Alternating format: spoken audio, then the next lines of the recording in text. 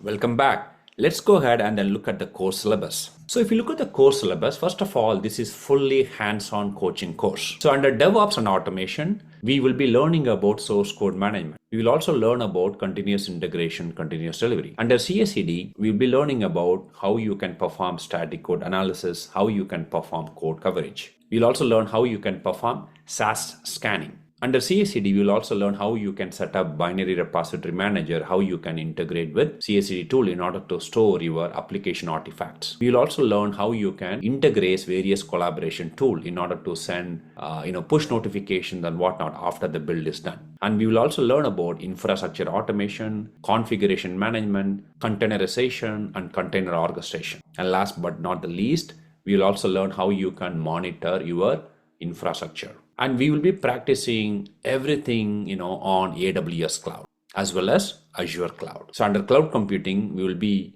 covering both AWS Cloud and Azure Cloud. And last but not the least, we will also talk about how you can prepare for interview. So we will be providing some interview tips and whatnot. So that is the overall course syllabus, folks.